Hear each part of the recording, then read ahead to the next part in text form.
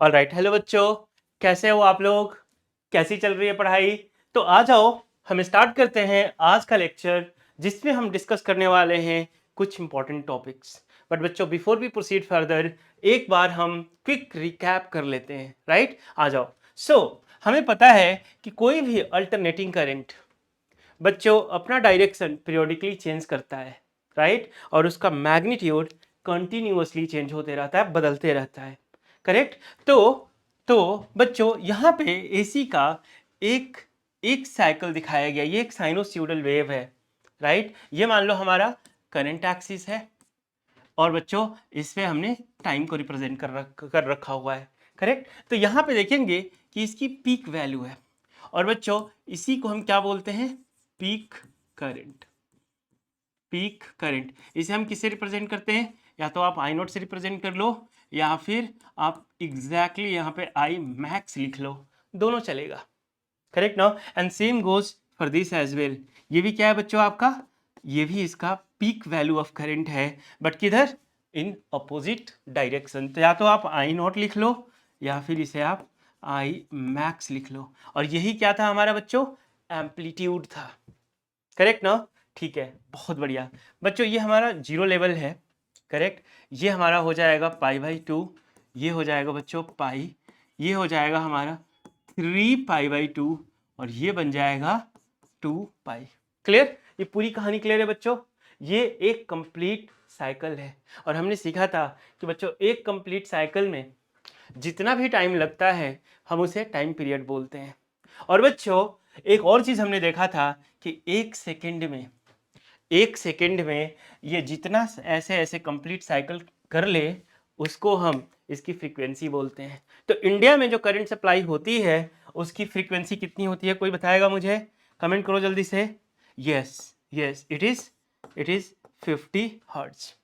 Correct. This is the current supply for India.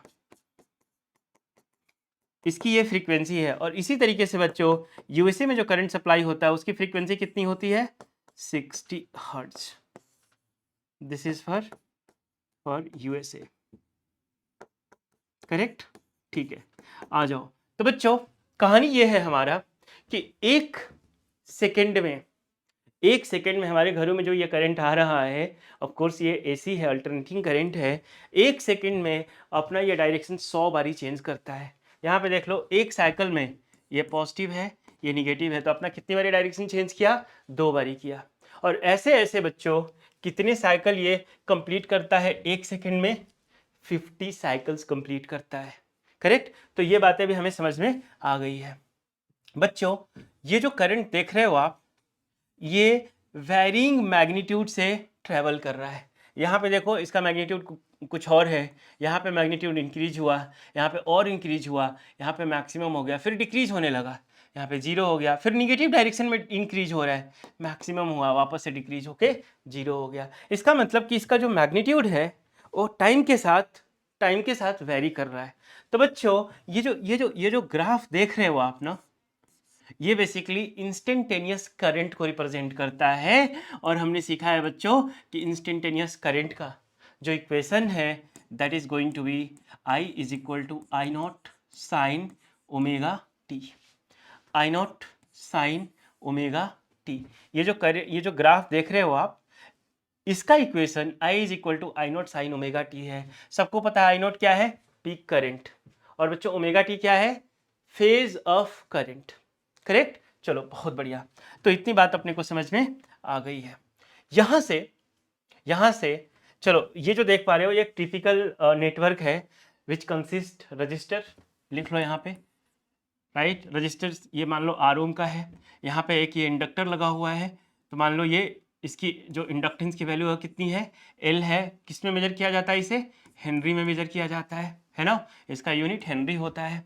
और ऐसे ही बच्चों कैपेसिटर है ये, तो इसकी कैपेसिटेंस की वैल्यू फराड में मेजर किया जाता है ना? चलो इतनी कहानी क्लियर है सबको? बहुत बढ़िया बच्चों। ये जो रजिस्टर है ये क्या करता है? तो इसके अंदर रेजिस्टेंस होता है which is nothing but the obstacle in the path of the electric current. Right. इसी तरीके से बच्चों ये जो इंडक्टर देख रहे हो आप, inductor is nothing but that coil. याद है सोलेनोइड वाली कॉइल, हाँ वही वाली। तो बच्चों ये कॉइल है, राइट, इसी को हम इंडक्टर बोलते हैं, और इसकी जो इंडक्टेंस की वैल्यू हम एल से रिप्रेजेंट करते हैं, जिसको हम हेनरी में मेजर करते हैं, करेक्ट। बच्चों इसके अंदर भी ऑब्स्टिकल होता है जो कि करंट के फ्लो को अपोज करता है। ध्यान से सुनना बच्चों, उस ऑब्स्टिकल को हम एक्स एल से रिप्रेजेंट करते हैं, ठीक है, एक्स एल से रिप्रेजेंट करते हैं, और इसको बोलते क्या है बच्चों, इसको हम बोलते हैं इंडक्टिव रिएक्टेंस। चलो मैं लिख देता हूं, ये सब कुछ रिवीजन हो रहा है, ये सब कुछ पढ़ रखा है आप लोगों ने बच्चों। इसको हम बोलते हैं इंडक्टिव रिएक्टेंस, इंडक्टिव रिएक्टेंस। अभी आगे चल के और डिटेल में पढ़ेंगे हम इन सब के बारे में।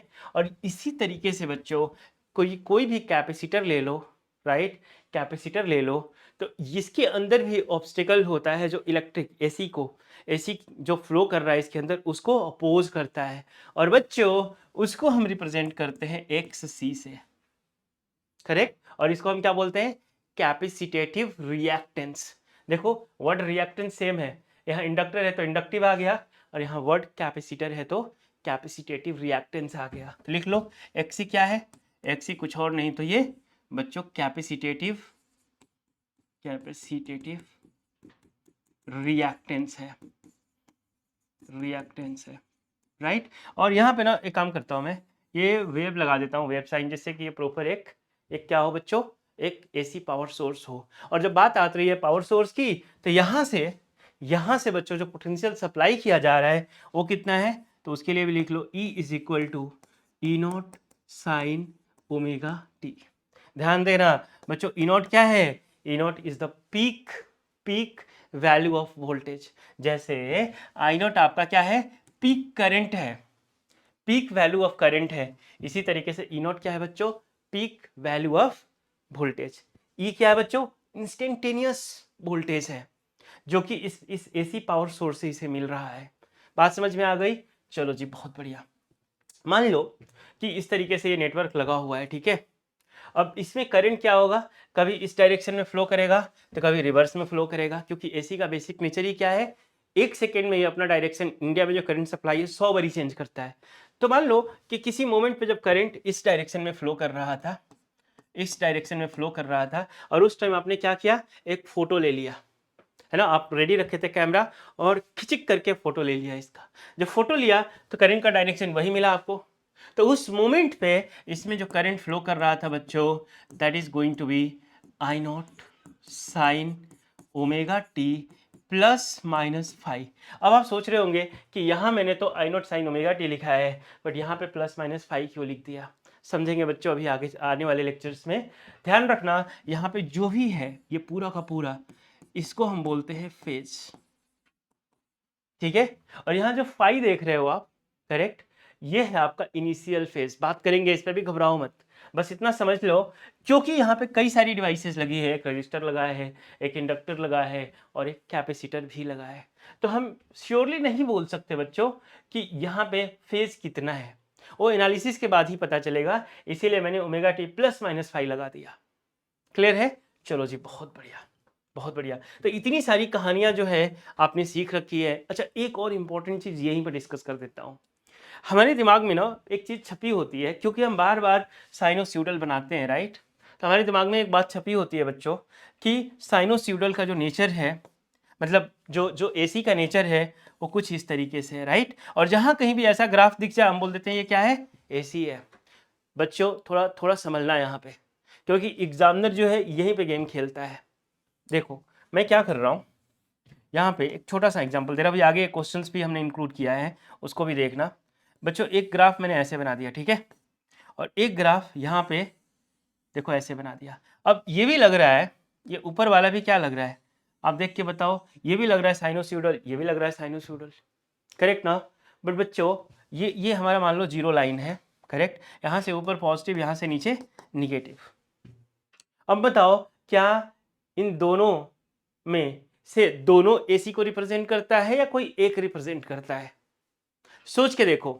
चलो मैं थोड़ा आइडिया दे देता हूं बच्चों।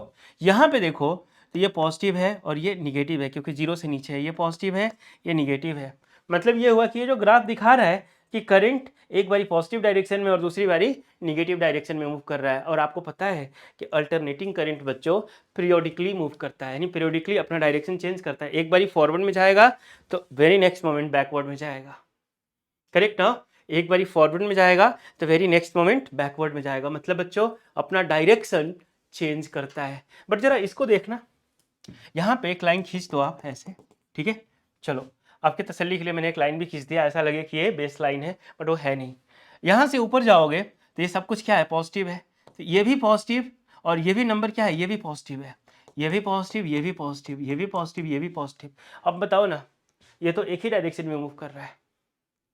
बात समझ आई बच्चों? यहाँ पे ट्रिक क्या है, देखो ये बेस लाइन है, ये जीरो है, इससे नीचे निगेटिव, समझ रहे हो? इस लाइन से नीचे निगेटिव, इस लाइन से सब ऊपर सब कुछ पॉजिटिव, ये भी पॉजिटिव, ये भी पॉजिटिव, सब पॉजिटिव। तो यहाँ पे डायरेक्शन चेंज कहाँ हुआ?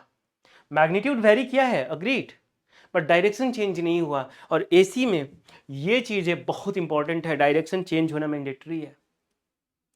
लो फ्रीक्वेंसी भी ले लो, चलो मैं बात कर लूँ कि एक ऐसा एसी जिसकी फ्रीक्वेंसी कितनी है, 20 हर्ट्ज है, 20 हर्ट्ज भी लोगे आप तो देखो 20 इंटू 2 40 टाइम्स एक सेकेंड में डायरेक्शन चेंज करेगा वो। डायरेक्शन चेंज होगा ही होगा, मैंडेटरी है, उसके बिना वो एसी है ही नहीं। समझ में आई बात? आ जाओ, तो इसी कंसेप्ट का भी आगे पेज पे क्वेश्चंस दे रखा बच्चों, उसको जरा सा सॉल्व करना और कमेंट करना। देखो कहानी क्या है, अल्टरनेटिंग करंट पावर सोर्स है, करेक्ट? पावर सोर्स से कैसा करंट निकाला जा रहा है, अल्टरनेटिंग करंट निकाला जा रहा है। और 4 डिवाइसेज है यहाँ पे, ध्यान से सुनना, 4 डिवाइसेज यहाँ पे लगा दी गई है। और कुछ इस तरीके से मान लो यहाँ पे बच्चों, यहाँ पे एक डिवाइस है, ये तुम्हारा डिवाइस नंबर 1 है, ठीक है? और यहाँ पे एक एसी पावर सोर्स लगा दिया गया, ठीक है बच्चों? इस तरीके से एसी पावर सोर्स लगा दिया गया, जहाँ से E is equal to E not sine omega T supply मिल रहा है इसे, करेक्ट? ये एसी पावर सोर्स है। और इसी तरीके से और भी डिवाइसेस लगा दी गई। तो एसी पावर सोर्स से बच्चों जो करंट इस डिवाइस में ट्रैवल करेगा, इस डिवाइस में जो करंट ट्रैवल करेगा, यदि आप उसे प्लॉट करके देखोगे तो एक साइनोसॉइडल वेव आपको देखने को मिल जाएगा, यानी पॉजिटिव निगेटिव आपको देखने को मिलेगा। बच्चों ये सिर्फ तभी होगा यहाँ पे एसी पावर सोर्स लगा हो। यदि मान लो यहाँ पे एसी पावर सोर्स ना लग के डीसी लगा हो तो फिर करंट ये पॉजिटिव और निगेटिव में ट्रैवल नहीं करेगा, मतलब फॉरवर्ड बैकवर्ड में ट्रैवल नहीं करेगा, वो एक ही डायरेक्शन में ट्रैवल करेगा। बात समझ आई? तब यदि मान लो कुछ इसका ग्राफ होता और ऐसे भी दे देता ये ग्राफ, तो ये पॉजिटिव, एक लाइन खींच लो, ये भी पॉजिटिव, ये भी पॉजिटिव, ये भी पॉजिटिव। क्यों? क्योंकि देख लो बेस लाइन से ये क्या है, ऊपर है। कहानी समझ में आई? आ जाओ जरा सा, इतने नॉलेज के साथ ये क्वेश्चन अटेम्प्ट हो जाएगा, पढ़ो एक बार जरा सा। The figure shows variation of current I with time T in 4 different devices P, Q, R and S, 4 devices है बच्चों। The device in which N alternating current flows is, बच्चों ये चारों का ग्राफ दे रखा हुआ है और आपको इन ग्राफ्स को एनालाइज करके बताना है कि कौन सी डिवाइस में अल्टरनेटिंग करंट फ्लो कर रहा है। चलो आ जाओ ऊपर से एनालाइज करते हैं, ठीक है? ये हमारा बेस लाइन है, ध्यान देना, ये बेस लाइन है, इससे ऊपर सब कुछ पॉजिटिव, इससे नीचे सब कुछ निगेटिव, करेक्ट? तो यहाँ पे देखना ये बेस लाइन से काफी ऊपर है, ऐसा लग रहा है कि ये साइनोसॉइडल वेव है। इस डिवाइस देख रहे हो, पॉजिटिव, ये भी पॉजिटिव, पॉजिटिव, ये भी पॉजिटिव, पॉजिटिव, ये भी पॉजिटिव। तो बच्चों क्या यहाँ पे करंट अपना डायरेक्शन चेंज कर रहा है? नहीं, the answer is big no. समझो बात को, यहाँ पे डायरेक्शन चेंज नहीं हो रहा है, करंट एक ही डायरेक्शन में फ्लो कर रहा है, सिर्फ फॉरवर्ड डायरेक्शन में है या फिर सिर्फ बैकवर्ड डायरेक्शन में है। समझो बात को। तो बच्चों यहाँ पे ये जो एस है, डिवाइस एस, इसके अंदर तो सर्टेनली डीसी फ्लो कर रहा है, एसी नहीं, इसके अंदर डायरेक्ट करंट फ्लो कर रहा है, क्योंकि यहाँ पे देखो करंट अपना डायरेक्शन चेंज नहीं कर रहा है। बच्चों ये स्ट्रेट लाइन, ये तो पॉपुलर केस है ना, इसमें बिना डिस्कशन किए मैं डायरेक्ट डीसी लिख सकता हूँ। आपको पता है कि डायरेक्ट करंट में डायरेक्शन सेम एंड मैग्नीट्यूड भी सेम होता है, करेक्ट? मैग्नीट्यूड वेरी कर सकता है, ज़्यादातर केसेज में हम ऐसे स्ट्रेट लाइन दिखाते हैं डीसी के लिए, और यही पिक्चर हमारे दिमाग में सेट है, राइट? तो ये तो सर्टेनली डीसी है। यहाँ पे देखो डायरेक्शन सेम है, एक ही डायरेक्शन में फ्लो कर रहा है, राइट। और ये जीरो बेस लाइन से ऊपर है, मतलब पॉजिटिव है। तो बच्चों इसमें भी डायरेक्ट करंट फ्लो कर रहा है। और हमें कौन सी डिवाइस सिलेक्ट करनी है? अकॉर्डिंग टू द क्वेश्चन हमें वैसी डिवाइस सिलेक्ट करनी है जिसके अंदर अल्टरनेटिंग करंट फ्लो कर रहा हो। तो बच्चों आ जाओ ये वाले ऑप्शन में। मैंने जानबूझ के इसे पहले नहीं सिलेक्ट किया, आई वांटेड कि इन ऑप्शंस को आप पहले एक्सप्लोर करो। देखो बच्चों, ये बेस लाइन है आपका, इससे ऊपर पॉजिटिव और इससे नीचे negative, positive negative positive negative. क्या समझ में आया बच्चों? ये जो डिवाइस P है, इसका जो ग्राफ यहाँ पे प्लॉट किया गया है, इसमें आप देखो तो एक साइकिल में करंट अपना डायरेक्शन दो बारी चेंज कर रहा है। एक बारी फॉरवर्ड यानी पॉजिटिव, फिर बैकवर्ड यानी निगेटिव। देख रहे हो? इसका मतलब कि सर्टेनली ये जो डिवाइस P है, इसके अंदर अल्टरनेटिंग करंट फ्लो हो रहा है। विच ऑप्शन बच्चों? Option A, that is your correct choice. बात समझ में आ गई? तो ये जो क्वेश्चन प्योरली अभी तक जो इंट्रोडक्शन था उसी पे बेस्ड था आपका। आ जाओ बच्चों, यहां से हम बढ़ते हैं अगले पेज पे। ठीक है, रेडी? देखना जरा सा कहानी क्या है, समझना। तो तो तो बच्चों,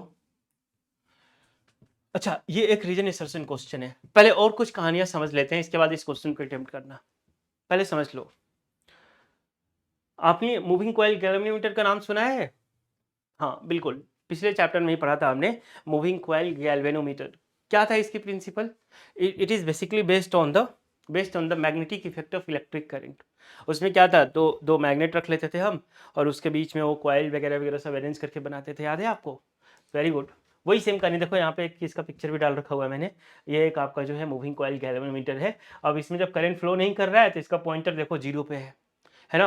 और मान लो करंट आपका फॉरवर्ड डायरेक्शन में फ्लो कर रहा है तो पॉइंटर इधर मूव कर जाएगा, बैकवर्ड में कर रहा है तो पॉइंटर इधर मूव कर जाएगा, करेक्ट। तो मान लो आपने क्या किया कि एक बैटरी वैटरी लगा के यहाँ पे, लेट से चलो दिखा देता हूँ। एक यहाँ पे मान लो एक रजिस्टर है आपके पास ये, ठीक है। और यहाँ पे एक बैटरी लगा दिया आपने, ध्यान से देखना। ये आपने क्या किया, एक बैटरी लगा दिया, और ये आपने यहाँ पे बच्चों स्विच लगा के और इसे कनेक्ट कर दिया। और जैसे इस टैप को आपने प्रेस किया, इस स्विच को आपने टैप किया, करेक्ट, तो इसमें करंट फ्लो करने लगा। और आपको पता है कि बैटरी से करंट जो हमेशा पॉजिटिव वाले टर्मिनल से निकलता है, तो ऐसे निकल के इसमें जाने लगेगा, राइट। ये बात समझ में आ गई फॉरवर्ड डायरेक्शन में। तो जब इस मूविंग कॉइल गैल्वेनोमीटर को आप अटैच करोगे कहीं भी इसमें, राइट, तो क्योंकि करंट इसमें फॉरवर्ड डायरेक्शन में है, तो इसका जो आपका पॉइंटर है वो इधर राइट साइड में टर्न हो जाएगा, और जितना एम्पियर का करंट इसमें फ्लो करेगा वहां पे जाके ये पॉइंटर रुक जाएगा, करेक्ट। और आपको पता चल जाएगा कि कितना करंट इसमें फ्लो कर रहा है। बट बच्चों चैलेंज क्या है, देखना जरा सा, समझना इस बात को। ये बेसिकली किस प्रिंसिपल पे बेस्ड है? It is based on the magnetic effect of electric current, और उसमें डायरेक्शन बहुत इंपॉर्टेंट है। यही चीज मान लो इस बैटरी को मैं यहाँ से हटा दूं, इस बैटरी को यहाँ से हटा दूं, ठीक है, रुको, इसको मैंने हटा दिया, समझना इस बात को, इसको मैंने यहाँ से हटा दिया, ठीक है, और इसकी पोलैरिटी रिवर्स कर दी। अब इसकी पोलैरिटी मैंने क्या कर दिया, अच्छा चलो रुको, इसको मैं सब कुछ यही रखता हूँ, एक और आपके लिए बना देता हूँ यहाँ पे। देखना जरा सा, कहानी समझ में आ जाएगी। इस बारी बच्चों इसको मैंने निगेटिव रखा है, इसको पॉजिटिव रखा है, ये निगेटिव है ये पॉजिटिव है, यानी पोलैरिटी इसका रिवर्स कर दिया मैंने, ठीक है। और सेम यहाँ पे स्विच लगा दिया, चलो ठीक है, और इस स्विच को टैप कर दिया, तो करंट इस बारी इधर से फ्लो होगा, ऐसे इस डायरेक्शन में करंट फ्लो होगा। क्यों? क्योंकि इसकी पोलैरिटी क्या कर दी गई है, रिवर्स कर दी गई है। तो बच्चों इस बारी जो जो मूविंग कॉइल गैल्वेनोमीटर है, इसका पॉइंटर आपका इधर मूव कर जाएगा। मान लो देखो, ये यदि जो भी 10 एम्पियर का करंट है तो 10 पे आ जाएगा, 20 है तो 20 पे आ जाएगा, व्हाटसोएवर इज, है ना। तो पॉइंटर आपका इस साइड डिफ्लेक्ट हो जाएगा, क्लियर। तो बच्चों यहाँ पे पॉइंटर का मूव करना, इसकी जो डायरेक्शन है ये करंट के डायरेक्शन पे डिपेंड करती है। और बच्चों जरा सोच के बताओ कि यहाँ पे एक एसी पावर सोर्स हो आपके पास, करेक्ट, एक एसी पावर सोर्स हो, करेक्ट, तो बच्चों इसमें जो करंट फ्लो करेगा, इसमें जो करंट फ्लो करेगा वो instantaneous current I is equal to let say I not sine omega t flow कर रहा है। मान लो ये रजिस्टर है तो, करेक्ट। तो बच्चों एक सेकंड में ये कितनी बारी डायरेक्शन चेंज करेगा अपना? बच्चों 1 सेकंड में 100 टाइम्स ये डायरेक्शन चेंज कर लेगा। तो बच्चों तो कभी ये जो करंट है कभी इधर इस डायरेक्शन में फ्लो कर रहा है और वेरी नेक्स्ट मोमेंट अपना अपना पोलैरिटी चेंज करके इस डायरेक्शन में फ्लो करने लगा। और सोचो कि ये कितनी बारी डायरेक्शन चेंज करेगा? 1 सेकंड में 100 बारी चेंज करेगा। तो आपको नहीं लगता कि ये गैल्वेनोमीटर का पॉइंटर पागल हो जाएगा सोच के कि 1 सेकंड में 100 बारी चेंज करना है डायरेक्शन, 50 टाइम्स इधर 50 टाइम्स इधर, है ना? आप मेजर कर लो करंट। डीसी में क्या था कि डीसी सिर्फ एक ही डायरेक्शन में फ्लो कर रहा था कंटिन्यूअसली, तो पॉइंटर किसी एक डायरेक्शन में मूव किया। और यहाँ पे जो पावर सोर्स है, जो आपका अल्टरनेटिंग करंट का जो ये पावर सोर्स है, क्योंकि इस करंट का डायरेक्शन वेरी नेक्स्ट मोमेंट ही चेंज हो जा रहा है, 1 सेकेंड में 100 बारी चेंज हो रहा है। तो 1 सेकंड में 100 बारी, ये 50 बारी इधर 50 बारी इधर, कहाँ रुकोगे, कहाँ चेक करोगे? तो ये पॉइंटर ऐसा लगेगा। और एक और चीज आपने 10th ग्रेड में एक कॉन्सेप्ट पढ़ा था, persistence of vision, correct? Persistence of vision, चलो थोड़ा सा एक्सप्लेन कर देता हूँ। अकॉर्डिंग टू दैट कॉन्सेप्ट, कोई भी इमेज जब हमारे हमारे आंखों के रेटिना पे बनता है, ये तो कहानी सबको पता है ना कि इमेज जो है, जो भी चीजें हम देखते हैं तो उसका इमेज हमारे रेटिना पे बनता है। और कैसा बनता है वो बच्चों रियल होता है और इन्वर्टेड होता है। ये कहानी तो 10th ग्रेड में सीखा था। तो 1/16 ऑफ अ सेकेंड तक वो वहां पे रेटिना पे प्रेजेंट होता है, इवन दो सामने से ऑब्जेक्ट हटा दिया जाए तो भी 1/16 सेकेंड तक वो इमेज हमारे रेटिना पे बना रहता है, करेक्ट ना? और यहाँ पे तो देखो ना बच्चों, 1 सेकेंड में 50 बारी डायरेक्शन चेंज हो रहा है। 1 सेकेंड में 50 बारी इधर 50 बारी इधर, यानी 100 बारी डायरेक्शन चेंज हो रहा है। तो अब मान लो ये इधर मूव किया, अभी इसका इमेज हमारे आंख पे बना ही है, तब तक ये इधर मूव कर गया। फिर अभी इसका इमेज हमारे आंख पे बनाई, तब तक इधर मूव कर गया। ये इतनी बारी मूव करेगा कि हमारे आंख को ऐसा लगेगा कि ये स्टेबल है। बात समझ में आई बच्चों? और ये पॉइंटर कहीं नहीं जाएगा, ये जीरो पे ही रह जाएगा। तो दैट इज द रीजन कि बच्चों हम मूविंग कॉइल गैल्वेनोमीटर से अल्टरनेटिंग करंट को मेजर नहीं कर सकते। अल्टरनेटिंग करंट को मेजर नहीं कर सकते। इसमें प्रॉब्लम क्या है? Problem is the direction. इसका डायरेक्शन पीरियोडिकली चेंज होते जा रहा है। और बच्चों जब डायरेक्शन चेंज होगा तो नीडल पॉइंटर जो है राइट लेफ्ट करते रहेगा, है ना? और ये इतना रैपिडली चेंज हो रहा है बच्चों कि इसकी बस की बात नहीं है कि मूविंग कॉइल गैल्वेनोमीटर आपको करंट की वैल्यू बता दे। क्लियर हो गया? आ जाओ एक बार कंसेप्ट पढ़ लेते हैं हम कि ये क्या बोल रहा है ना। क्वेश्चंस को पढ़ो, यही क्वेश्चन है आपके स्क्रीन पे। बोल रहा है बच्चों, ऑर्डिनरी असर्शन में दे रखा है कि ordinary moving coil galvanometer used for DC direct current, ठीक है, समझ में आ रहा है, can not be used to measure an alternating current even its frequency is low. बिल्कुल सही स्टेटमेंट है बच्चों, असर्शन इज 100% करेक्ट। आ जाओ जरा सा रीजन में देखते हैं क्या बोल रखा है। Ordinary moving coil galvanometer is based on magnetic effect of current which in turn depends on the direction of current, so it cannot be used to measure AC। बिल्कुल सही स्टेटमेंट है यहाँ तक। आगे देखते हैं क्या लिख रखा है। ड्यूरिंग 1/2 ऑफ AC, यानी बच्चों जो आपका एक साइकिल होता है, तो देखो ये है आपका 1/2 यहाँ से लेके यहाँ तक। तो during 1/2 of AC it's pointer moves in one direction. वही तो बात कर रहे थे कि फर्स्ट हाफ मान लो करंट फॉरवर्ड में इधर मूव किया इसने, है ना? एंड बच्चों and during the next half cycle it will move in just opposite. अब इधर गया और फिर अपोजिट में मूव करेगा, देख रहे हो?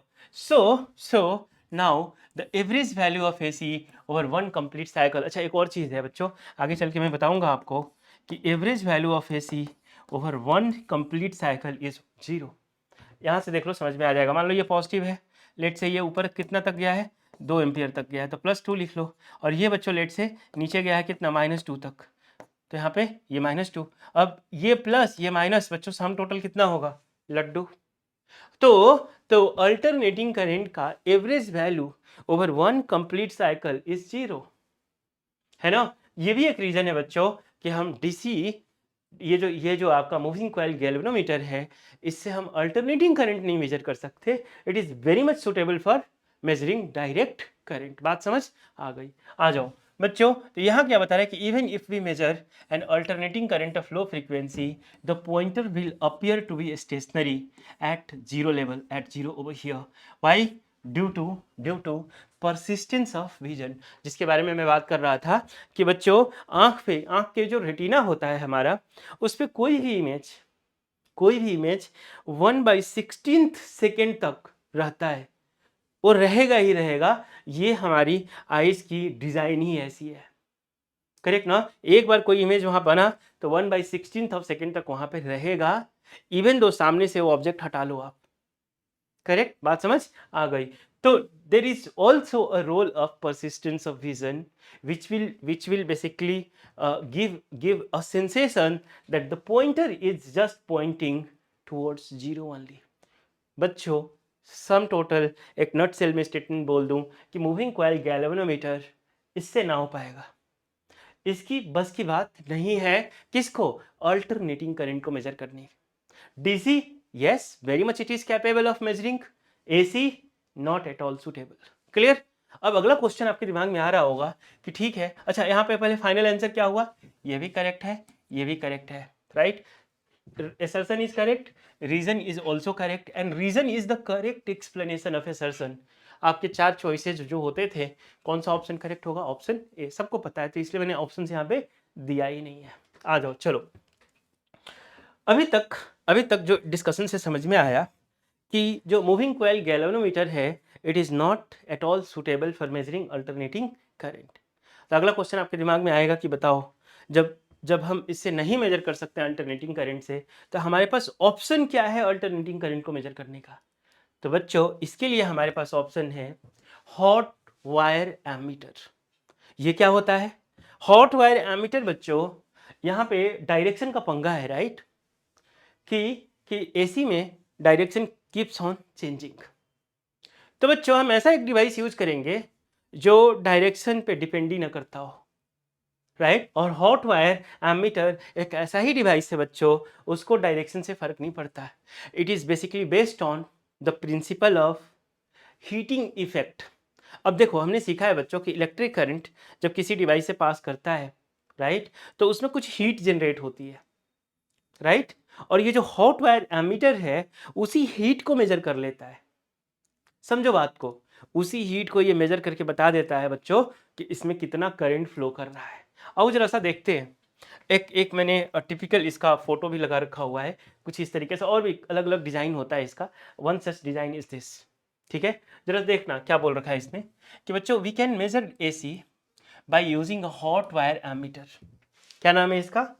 Hot wire ammeter, hot wire ammeter, correct. आप इससे क्या कर सकते हो? It is used for measuring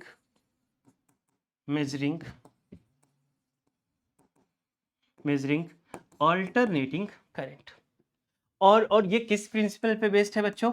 it is based on the heating effect of current. It is based on the principle of heating effect of electric current, यानी basically उस particular, जब भी आपने इसे कहीं किसी डिवाइस में मेजर करना है कि कितना करंट जा रहा है, तो बच्चों वहां पे कितना हीट डेसिपेट हो रहा है, उसके बेस पे इट विल डिसाइड कि कितना करंट फ्लो हो रहा है। करेक्ट, बात समझ में आ गई? सिंपल डिवाइस है। Okay, so for measuring AC hot wire ammeter, for measuring DC we have the moving coil galvanometer. चलो आ जाओ बच्चों, बढ़ते हैं आगे। क्लियर है? नोट कर लो इसे। यहां से कहानी बच्चों स्टार्ट होती है कि जैसे मैंने एक स्टेटमेंट दिया था कि जब अल्टरनेटिंग करंट है ना, जो अल्टरनेटिंग करंट है ओवर वन कंप्लीट साइकिल, इसका जो एवरेज वैल्यू होता है वो लड्डू होता है, जीरो होता है। कैसे बच्चों? आ जाओ इसे मैथमेटिकली प्रूव करके देखते हैं। रेडी? आ जाओ स्टार्ट करते हैं। ये रहा हमारा बच्चों करंट एक्सिस, और ये रहा हमारा बच्चों टाइम एक्सिस, ठीक है। ये है हमारा बेस लाइन 0, ये है बच्चों इसका पीक करंट, तो इसे आई नॉट से रिप्रेजेंट कर दो। और आप चाहो तो इसे बच्चों मैं मेंशन कर दूं, यहाँ भी मेंशन कर दो, चलो इजी रहेगा थोड़ा समझना। ठीक है, इसे मेंशन कर दो बच्चों पाई बाई 2। ये क्या है आपका पाई, ये क्या है बच्चों 3 पाई बाई 2, और ये क्या है वापस से 2 पाई। क्लियर? चलो, और ये क्या बच्चों एक कंप्लीट साइकिल है। तो यहाँ से यहाँ तक जाने में कितना टाइम लगेगा? एक साइकिल कंप्लीट करने में जो टाइम लगता है वो टाइम पीरियड होता है, सबको पता है ना। To complete one cycle, to complete one cycle जो भी टाइम लगता है बच्चों उसको हम क्या बोलते हैं? Time period. ठीक है। सो इसमें जो करंट फ्लो कर रहा है, इसमें जो करंट फ्लो कर रहा है उसका इक्वेशन क्या होगा? सबको पता है, I not sine omega T, I not sine omega t. आ जाओ बच्चों, कहानी कुछ इस तरीके से यहाँ पे हम देखेंगे। मान लो, मान लो बच्चों कि कि इसके अंदर, मतलब किसी डिवाइस के अंदर जो आपने करंट फ्लो करवाया सर्टेन फॉर पर्टिकुलर मोमेंट में भी, चलो एक स्मॉल टाइम पीरियड के लिए फ्लो करा देते डेल्टा टी टाइम के लिए, तो बच्चों उसमें कितना टोटल चार्ज फ्लो हुआ, क्या ये पता कर सकते हैं हम? हाँ पता कर सकते हैं। देखो कैसे, let us consider, let us consider that an AC flows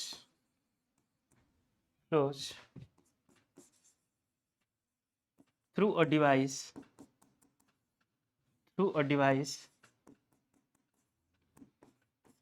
for a small time delta t, correct.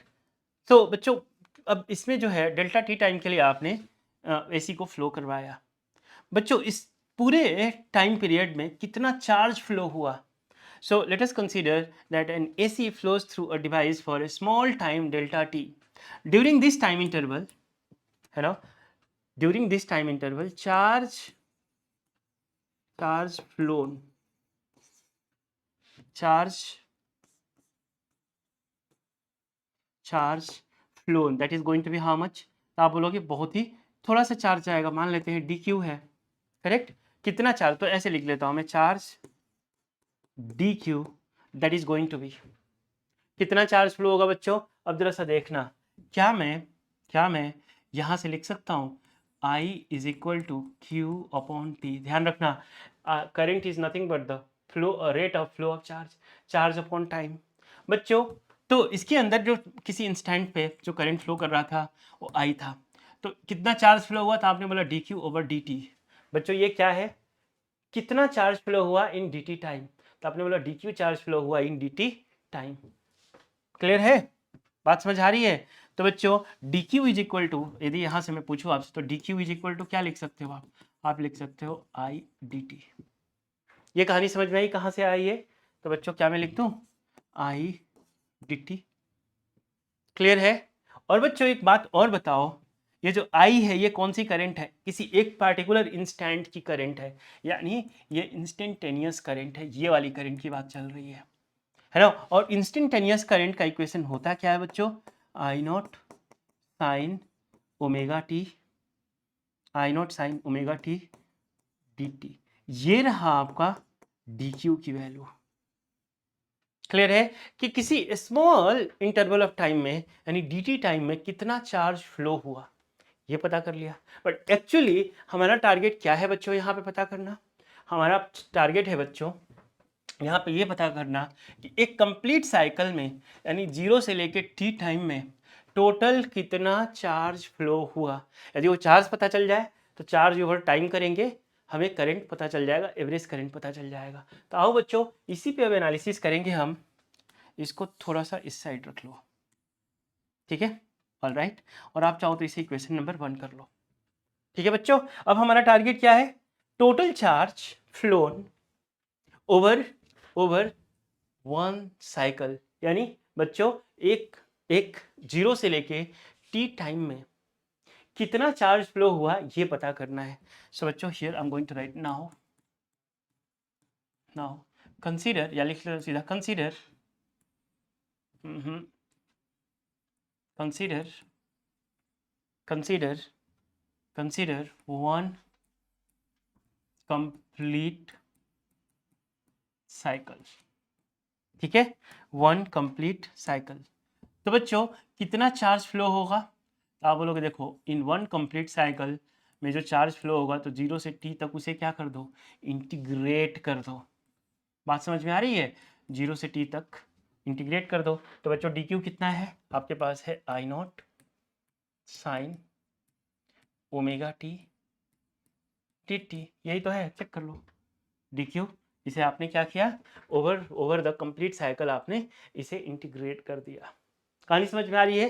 क्योंकि हमें बच्चों यदि किसी तरीके से ये पता चल जाए कि 0 से लेके t टाइम में यानी एक कंप्लीट साइकिल में कितना चार्ज फ्लो हुआ था, तो total charge flown over total time will give you the average current flown through it. That is the logic. बच्चों यहाँ पे इसे इंटीग्रेट करोगे तो हमें क्या मिलेगा? हमें बच्चों मिल जाएगा the amount of charge that has phloem through it, है ना, the amount of charge that has phloem through it. मान लेते हैं बच्चों कि इसमें हमने टोटल एवरेज चार्ज जो है आपका क्यू कूलम्ब फ्लो हुआ है ना, इसे इंटीग्रेट करके average q coulomb of charge हमारा आ गया। अब यहाँ से I not instantaneous, I not क्या है बच्चों? I not is the peak value of current, ध्यान रखना, ये रहा आपका I not, peak value of current, है ना, मैक्सिमम वैल्यू ऑफ करंट है। ये तो इसमें फिक्स्ड है, बाहर निकाल लो, कांस्टेंट हो गया। आई नॉट बच्चों इस इंटीग्रेशन से बाहर आ गया, तो integral integral sign omega T dt मिला आपको। और कहाँ से कहाँ लिमिट है बच्चों? 0 से t तक लिमिट है। क्लियर है इतनी बात? अब थोड़ा सा मैथ है जो आपसे मैं पूछूंगा बच्चों, बताना मुझे कि साइन थीटा का इंटीग्रेशन होता क्या है? साइन थीटा का इंटीग्रेशन क्या होता है बच्चों? बताओ बताओ, साइन थीटा का इंटीग्रेशन क्या होता है? चलो आ जाओ देखता हूँ। So q q q average is going to be equal to, I not को बाहर कर ही लिया है आपने, और इसका इंटीग्रेशन हो जाएगा माइनस कॉस ओमेगा टी। और बच्चों यहाँ पे जो है that omega will come down, कहाँ से कहाँ? 0 से t। कहानी समझ में आ रही है? पक्का एवरीवन? चलो जी बच्चों, बहुत बढ़िया बहुत बढ़िया। सो ये आई नॉट बाहर है आपका, माइनस को भी बाहर कर लो, कोई दिक्कत नहीं है ना, ध्यान देना, माइनस को भी बाहर कर लिया। और इससे बच्चों लिमिट लगाओ। अच्छा इस ओमेगा को भी बाहर कर लो, हाँ कर सकते हैं। रुको, इसको मैं ऐसे लिखता हूँ, minus I not over omega, है ना, ब्रैकेट, ये सिर्फ कॉस ओमेगा टी यहाँ रह जाएगा, और अभी भी इस पे लिमिट लगा है 0 से t का, तो आई नॉट ओवर ओमेगा। ध्यान देना बच्चों, पहले हम हायर लिमिट डालते हैं तो cos omega as it is, और ये t के प्लेस पे t लिख दिया, और इसके बाद बच्चों कॉस 0। इतनी कहानी क्लियर है? मैंने लिमिट सब्स्टिट्यूट कर दिया, higher limit minus lower limit. Clear? आ जाओ, ये क्या निकाल रहे हैं बच्चों हम?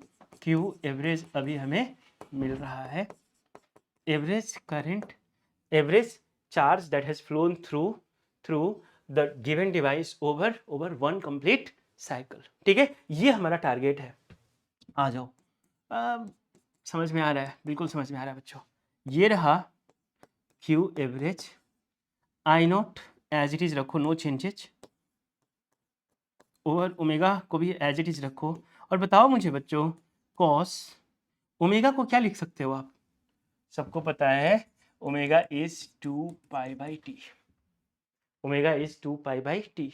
तो बच्चों इसकी वैल्यू को यहाँ पे सब्स्टिट्यूट करो। चलो ओमेगा के प्लेस पे लिखो 2 पाई बाई टी, ठीक है, और ये टी तो एक ऑलरेडी था ही यहाँ पे। और कॉस 0 की वैल्यू क्या होती है बच्चों? कॉस 0 की वैल्यू 1 होती है, और ये माइनस साइन था इसलिए -1 हो गया। क्लियरिटी है? चलो जी बहुत बढ़िया। इस वाले पार्ट को मैं यहाँ लेके आ जाता हूँ अब, चलो ठीक है, आ जाओ। सो बच्चों Q average is going to be equal to now minus I not जो कि पीक वैल्यू ऑफ करंट है, ओवर ओमेगा। अभी ओमेगा को भी हम ब्रेक करेंगे, रुक जाओ थोड़ा सा। यहाँ देखना, कॉस इस टी से इस टी को काट दो तो क्या बन गया? कॉस 2 पाई माइनस कॉस 0 था जो कि आपने ऑलरेडी इसके बदले 1 लिख दिया है। बच्चों ये Q average minus I not omega की प्लेस पे बच्चों यहाँ पे लिख लो 2π/t। कहानी समझ में आई? इस ओमेगा के प्लेस पे मैंने 2π/t लिख दिया। और बच्चों ये cos 2π, 2π का मतलब क्या होता है?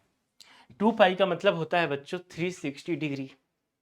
देखो यदि मैं आपको समझाऊं तो ये 0 डिग्री है यानी 0 है, ये π/2 है यानी 90 है, ये 180 है यानी पाई है, ये 3π/2 है यानी 270 है, और वापस आओगे तो बच्चों 360 यानी 2π रेडियन है। करेक्ट?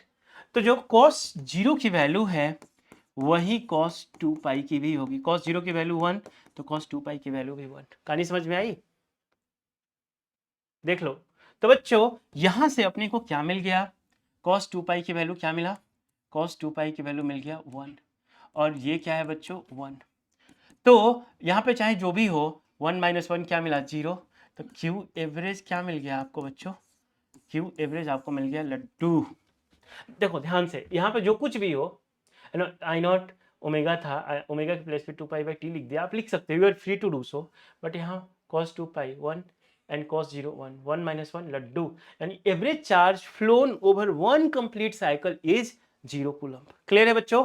तो यहाँ पे लिखोगे आप now I average, average current flown, तो आप लिखोगे Q average over time taken, time taken. बच्चों क्यू एवरेज कितना है? 0 कूलम है, और टाइम टेकन कितना? एक इंटरवल का टाइम है, जो कि बच्चों एक कंप्लीट साइकिल का जो टाइम होता है वो क्या होता है? टाइम पीरियड, उसे टी से रिप्रेजेंट करते हैं। तो ये रहा बच्चों आपका I average 0/t, that is बच्चों 0 एम्पियर। और यही चीज अपने को मैथमेटिकली प्रूव करके दिखाना था कि एक कंप्लीट साइकिल में जो एसी है, अल्टरनेटिंग करंट है बच्चों, उसका एवरेज 0 एम्पियर आ जाता है। क्यों? मैंने बिगनिंग में भी बोला था बच्चों कि देखो फर्स्ट साइकिल में ये पॉजिटिव है और सेकेंड साइकिल में ये निगेटिव है। जितना पॉजिटिव है उतना ही यहाँ निगेटिव है। Let's say 2 ampere positive, 2 ampere negative, +2 -2 sum total 0। Average निकालोगे +2 -2/2 विल गिव यू लड्डू। तो बच्चों हमने इसका यूज किया कौन सा equation? I is equal to I0 sin omega T. Instantaneous current की जो इंस्टेंटेनियस इक्वेशन है इसका यूज किया, और हमने प्रूफ कर दिया बच्चों कि average current flown through the given device over one complete cycle is going to be 0 when the current is AC। Clear? बहुत बढ़िया, नोट कर लो इसे बच्चों। फिर बढ़ते हैं हम अपने अगले पेज पे। Done everyone? Completed? Very good. आ जाओ, यहाँ पे कहानी देखो कुछ और है। यहाँ पे बच्चों एवरेज करंट तो पूछा जा रहा है, बट क्या पूछा जा रहा है? पूरे एक साइकिल का नहीं, हाफ साइकिल का पूछा जा रहा है। और इस पे आप चाहो तो एक सिंगल स्टार तो लगा ही लो, कम से कम 1 स्टार लगा लो बच्चों।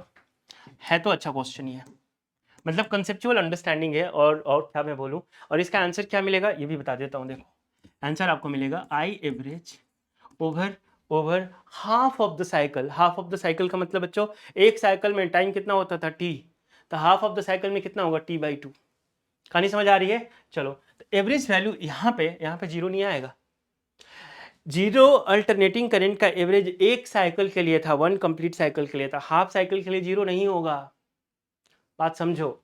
तो बच्चों यहाँ पे आपको मिलेगा 2/π I0, और 2/π को सॉल्व करोगे तो मिल जाएगा 0.637 I0। ठीक है, यानी 63.7% ऑफ I0। यानी बच्चों किसी भी डिवाइस में जहाँ पे अल्टरनेटिंग करंट फ्लो कर रहा है, उसका हाफ ऑफ द साइकिल का एवरेज निकालोगे आप, तो बच्चों 63.7% of the maximum value of current that is flowing through it is going to be. यानी बच्चों peak value of the current पता कर लो, उसका 63.7% निकाल लो, that will be the average value of the current that flown over half of the cycle in the given device through an AC power source. बात समझ आ गई? तो बच्चों आओ थोड़ा सा इसका कंसेप्ट और डिटेल में समझते हैं हम। जैसे मैंने पीछे क्या किया था, बड़ी स्मार्टली हमने चार्ज फ्लो निकाल लिया। करेक्ट, बात समझ आई? यहाँ पे भी कुछ ऐसा ही करेंगे बच्चों। तो थोड़ा सा इसकी और कंसेप्चुअल अंडरस्टैंडिंग को हम साउंड करते हैं, और बच्चों इसे हम कंपेयर करेंगे डीसी पावर सोर्स से। ध्यान से सुनना, क्या करेंगे हम बच्चों कि एक तरफ डीसी पावर सोर्स ले लेंगे और एक तरफ एसी पावर सोर्स ले लेंगे। ठीक है, दोनों तरफ रजिस्टर लगा देंगे। जैसे यहाँ पे आपको दिख रहा होगा कि यहाँ पे भी एक रजिस्टर लगा दिया, यहाँ पे वही रजिस्टर लगा दिया, इधर डीसी पावर सोर्स कर दिया, इधर एसी पावर सोर्स कर दिया। कहानी समझ में आई? इधर एसी पावर सोर्स है, इधर आपका डीसी पावर सोर्स है। क्लियर? आ जाओ, यहाँ पे मैंने डायरेक्शन मार्क किया है, बट ध्यान रखना एसी का डायरेक्शन क्या होता है बच्चों? सबको पता है, एसी का डायरेक्शन पीरियोडिकली चेंज होते रहता है। तो ये क्या किया गया, ये डायरेक्शन क्यों दिया गया, ध्यान से सुनना। एसी फ्लो किया किसी एक इंस्टेंट पे, सामने आपने स्टैंड पे कैमरा फिक्स कर रखा हुआ है और आपने खिंचिक करके फोटो लिया। ये एजम्पशन है, ये एक्चुअली में नहीं हुआ है। लिटरली इस मीनिंग को मत ले लेना, ये एजम्पशन है कि किसी एक मोमेंट पे इसका क्या डायरेक्शन था वो पता कर लिया, किसी एक मोमेंट पे इसमें कितना करंट फ्लो कर रहा है। तो बच्चों उस करंट को हम इंस्टेंटेनियस करंट बोलेंगे, और उसका इक्वेशन हम कैसे लिखेंगे? तो उसका इक्वेशन हो जाएगा I is equal to I not sine omega T. यहाँ से जो पावर सोर्स है बच्चों, कितना कितना आपको वोल्टेज सप्लाई मिल रहा है, तो E is equal to E not sine omega T, है ना। तो किसी एक मोमेंट पे ये पावर सप्लाई था, ये इंस्टेंटेनियस वोल्टेज है, और उस मोमेंट पे ये उसका इंस्टेंटेनियस करंट है, उसका ये डायरेक्शन है। ध्यान रखना एसी का डायरेक्शन हमेशा चेंज होता है, तो ये मत एज्यूम करना कि अच्छा मैंने ऐसे मार्क कर रखा है तो यही इसका परमानेंट डायरेक्शन है, बिल्कुल भी गलतफहमी में नहीं रहना है। चलो आ जाओ, कहानी क्या है बच्चों कि यहाँ पे डीसी सोर्स ले लिया, यहाँ पे एसी सोर्स लिया। यहाँ पे हमने एसी पावर सोर्स से करंट अलाउ किया फ्लो करने के लिए किसी फिक्स्ड इंटरवल के लिए। मान लो कि हमने यहाँ पे 5 सेकंड के लिए करंट अलाउ किया। समझना, कहानी को समझना, 5 सेकंड के लिए अलाउ किया करंट फ्लो करना। ठीक है, उस 5 सेकंड में यहाँ पे कितना चार्ज फ्लो हुआ, कितना चार्ज फ्लो हुआ, अल्टीमेटली टारगेट क्या है? टारगेट है बच्चों हमें कि उस 5 सेकंड में यहाँ पे कितना एवरेज करंट फ्लो हुआ है ये पता करना है। That is the target. अब 5 सेकंड की जगह आप 10 सेकंड ले लो, 50 सेकंड ले लो, 1 घंटा ले लो, आपकी मर्जी है। राइट, मैं एग्जांपल ले रहा हूँ। अब 5 सेकंड को हटा के टी सेकंड्स कर दो, ठीक है, इन जनरल। तो बच्चों टी सेकंड्स के लिए यहाँ से इस एसी सोर्स से करंट को अलाउ किया गया फ्लो करने के लिए। फ्लो हुआ, उसमें कितना चार्ज फ्लो हुआ ये पता कर लो। ठीक है, कितना चार्ज फ्लो हुआ ये पता कर लो। तो मैं यहाँ पे simple Q coulomb of charge मान लो, मैं लिख देता हूँ जो कि फ्लो हुआ। ठीक है, कितने? टी सेकंड्स में। कितने सेकंड्स में?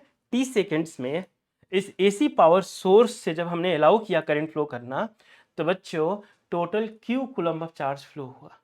ठीक है, अब क्या करो, यहाँ पे आ जाओ। सेम सेटअप है, सिर्फ पावर सोर्स बदला है, एसी के प्लेस पे डीसी लगा दिया। बच्चों यहां भी करंट को फ्लो करवाओ उतने ही टाइम के लिए। ठीक है, और देखो कि बच्चों यहां पे जो चार्ज फ्लो हुआ क्या same amount of charge flow हुआ?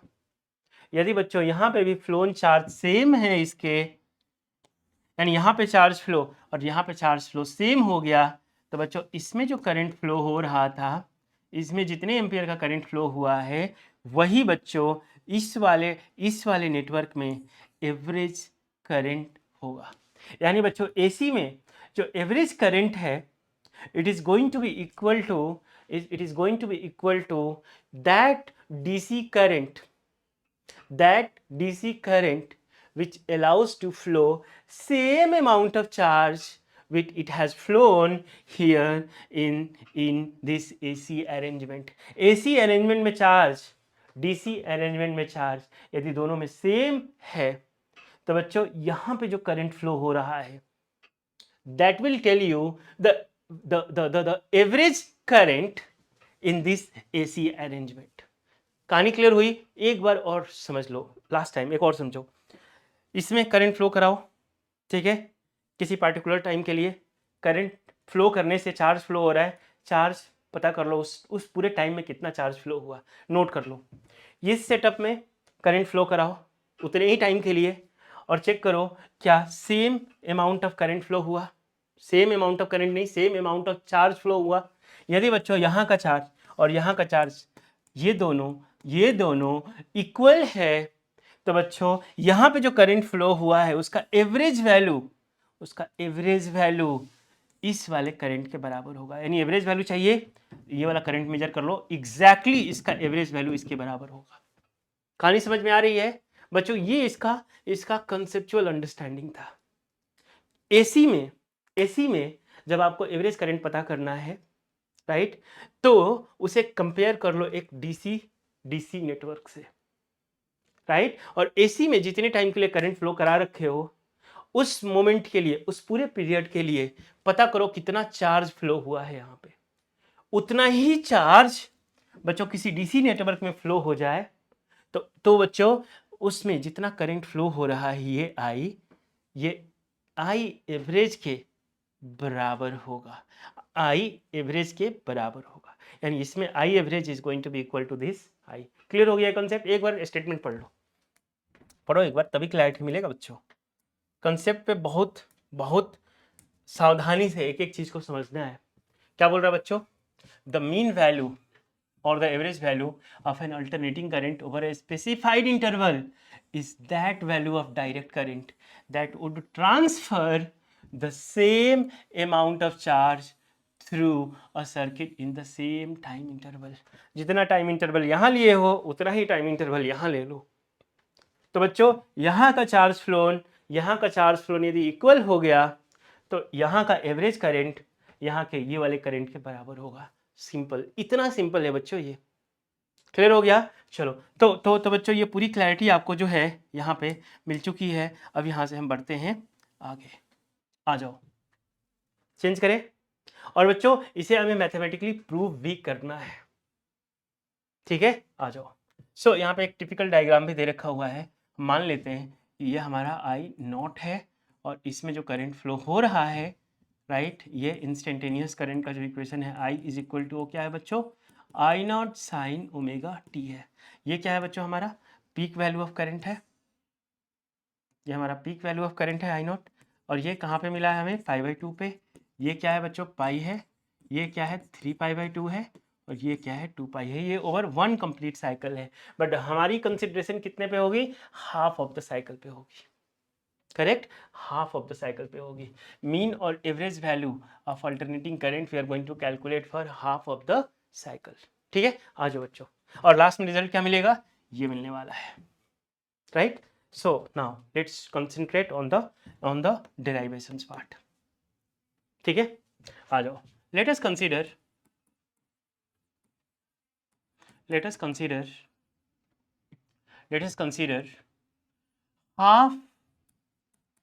half cycle of an alternating current है ना। तो बच्चों किसी एक इंस्टेंट पे for an instant I instantaneous, ये इंस्टेंटेनियस करंट ही है। जहां मैं आई लिख दूं समझना वो इंस्टेंटेनियस करंट है। I instantaneous is going to be given by I not sine omega t. Clear है? चलो जी बच्चों, अब ना हमारा टारगेट क्या है कि for small period of time delta T आप मुझे बताओ कि बच्चों इस एसी से कितना चार्ज फ्लो कर जाएगा। यहाँ पे लिखते हैं for small time period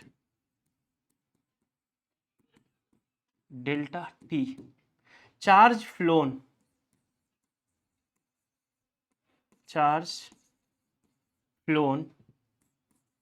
dq will be given by I times of dt। ये कहाँ से आया? वही कहानी है बच्चों, I is equal to Q upon T.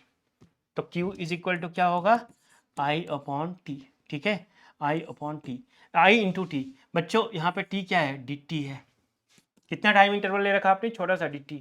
कितना चार्ज फ्लो होगा? अब Q ना होके dq होगा। तो आई थिंक ये वाले पार्ट क्लियर है आपका। आओ बच्चों, यानी आपको मिल गया dq is equal to I D T.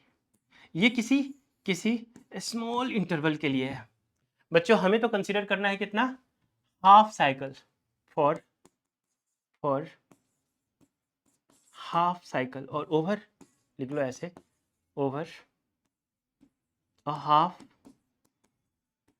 Cycle, यानी 0 to t/2, राइट। कितना चार्ज फ्लो होगा बच्चों बताओ। तो हमने इसे क्या करना है, इस डी क्यू को इंटीग्रेट कर देना है, कहाँ से कहाँ तक, 0 to t/2। इसको भी इंटीग्रेट करो, आई डी टी कहाँ से कहाँ, 0 to t/2। क्लियर है बच्चों, आई डी टी। बढ़े चलो अब यहाँ पे आगे। सो ये जो आप देख पा रहे हो बच्चों, ये जो देख पा रहे हो आप यहाँ पे,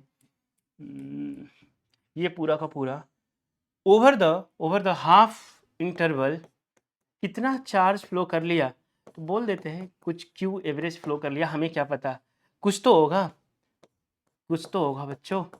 और इसीलिए तो ये पूरा का पूरा इक्वेशन लिख रखा है कि ये जो क्यू एवरेज है over the half cycle is going to be given by this equation. Clear. तो बच्चों यहाँ पे इक्वेशन लिखो, 0 to t/2। आई क्या है, आई इंस्टेंटेनियस है, ये है। तो इसके प्लेस पे क्या लिख दिया जाए, I not sine omega t d t. Okay, all right. आ जाओ बच्चों, एक लाइन खींच लो यहाँ पे पहले, ठीक है। ध्यान से सुनना आप, we are very close to the final equations. Q average अभी निकाल रहे हैं हम, उसी पे कंसंट्रेट करेंगे। Q average is equal to, बच्चों यहाँ से आई नॉट क्या है, सबको पता है, it is the peak value of current, और वो फिक्स्ड है, उसे बाहर निकाल लो, कांस्टेंट है। तो आई नॉट को मैंने क्या कर लिया बच्चों, बाहर निकाल लिया। तो इंटीग्रल 0 to t/2, रुको, आई नॉट बाहर निकाला, इंटीग्रल 0 to t/2, बताओ यहाँ पे क्या है, साइन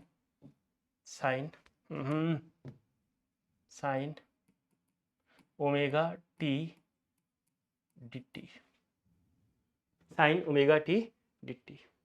100% क्लियर बच्चों। आ जाओ, अब जरा सा फोकस करना है इसमें।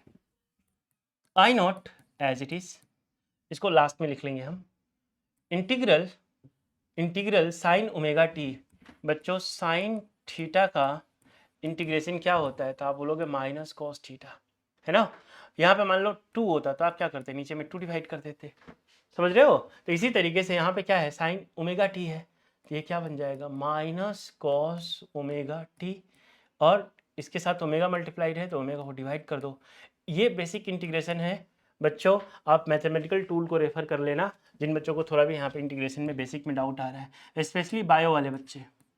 Q average is this, I not को बाहर रखो, अच्छा माइनस है, माइनस को भी बाहर कर लो, ओमेगा को भी बाहर कर लो, चलो। तो I not over omega, right. और यहाँ पे बच्चों हमारे पास क्या है, cos omega T 0 to t/2। कोई दिक्कत किसी को, नहीं बच्चों, नहीं होना चाहिए। I not by omega as it is, यहाँ पे रखो हायर लिमिट फर्स्ट, तो ओमेगा t/2, स्मॉल टी के प्लेस पे t/2, फिर माइनस, और यहाँ पे बच्चों देखो 0 रखोगे तो ये पूरा का पूरा cos 0 हो जाएगा। So not an issue. आ जाओ, minus I not over omega as it is, omega की प्लेस पे 2π/t रखेंगे, बट अभी नहीं, आगे चल के रखेंगे। ये बताओ बच्चों, cos इस ओमेगा के प्लेस पे, इस वाले ओमेगा के प्लेस पे क्या मैं 2π/t रख दूं, ठीक है। और ये क्या है बच्चों, t/2। क्लियर, ये t/2 as it is, minus cos 0 की वैल्यू 1।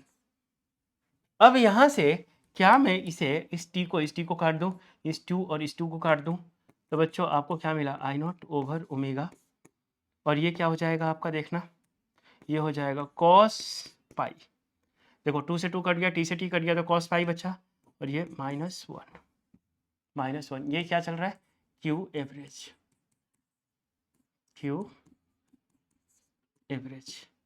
यानी बेसिकली आप हाफ ऑफ द साइकिल में कितना चार्ज फ्लो किया है, आप उसी को कैलकुलेट कर रहे हो। This is the target. और एक बार चार्ज पता चल जाए तो total charge flown over total time taken will give you the average AC current. आ जाओ, चलो देखो अब बच्चों, यहाँ पे ये आई नॉट है एज इट इज, इस ओमेगा के प्लेस पे 2π/t अब रख लो, टाइम आ गया है। रुको, 2 पाई/t, ठीक है, इनटू, बताओ यहाँ पे cos 180 डिग्री क्या होता है बच्चों, मैंने सिखाया था, ये 0 है, ये पाई/2 है, ये पाई है, ये 3 पाई/2 है और ये वापस से 2 पाई है। तो यहाँ पे जो भी आएगा वो cos 0 की वैल्यू 1 होती है तो cos 2 पाई की भी 1 होगी, cos 4 पाई की भी 1 होगी। और यहाँ पे इसका जस्ट अपोजिट में जो भी आएगा, देखो cos 180 डिग्री cos पाई, तो इसकी वैल्यू -1 होगी। यानी इस वाले लाइन पे जो भी आएगा cos में उसकी वैल्यू -1, इस यहाँ पे जो भी आएगा उसका वैल्यू 0 यानी 0 के बराबर होगी, यानी 1 होगी। क्लियर? यहाँ पे -1, यहाँ पे 1, cos 90 0, cos 270 0, यहाँ पे जो भी आएगा 0 0 आंसर मिलेगा, यहाँ आएगा तो 1, यहाँ आएगा तो -1। क्लियर है बच्चों? चलो ये बेसिक से ट्रिग्नोमेट्री है। आ जाओ, तो cos पाई की वैल्यू क्या मिल गया, -1, लिख दो यहाँ पे -1, और ये क्या है, -1 तो है ही। तो बच्चों इस t को ऊपर भेजो, I0 निगेटिव के साथ, ये t डिवाइडेड बाई 2 पाई, और बच्चों ये -1 मिलके भी -2। क्या मैं बच्चों इस निगेटिव को कैंसिल कर दूं, क्योंकि दोनों ऊपर ही ऊपर, ये माइनस इंटू माइनस खत्म। क्या इस 2 से इस 2 को काट दिया जाए, तो बच्चों आपको अभी जो Q एवरेज मिल रहा है इसे यहाँ पे फ्रेशली लिख लो, ठीक है। आ जाओ बच्चों, Q एवरेज पे ही फोकस करना अभी बस। बताओ Q एवरेज क्या मिल रहा है आपको, Q average, negative sign cancel हो चुका है, 2 से 2 कैंसिल हो चुका है, I0 t है और नीचे में पाई है, बस इतना ही है। तो बच्चों मैंने लिख दिया यहाँ पे I0 t ओवर पाई।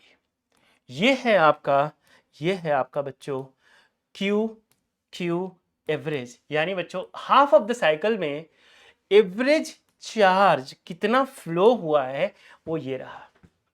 तो बच्चों हाफ ऑफ द साइकिल में आई एवरेज कितना होगा, तो आप बोलोगे देखो जी Q average divided by total time taken,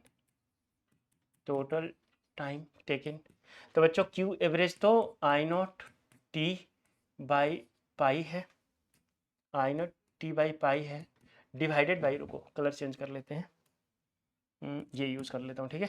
ध्यान देना Q एवरेज कितना है बच्चों, I0 t बाई पाई है, और ये डिवीजन का साइन लगा दिया। टाइम, टोटल टाइम कितना है बच्चों, हाफ ऑफ द साइकिल की बात है ना, देखो ये हाफ ऑफ द साइकिल, ये एक साइकिल है, यहाँ से यहीं तक की बात है, तो यहाँ से यहाँ तक जाने में कितना टाइम लगेगा, t/2।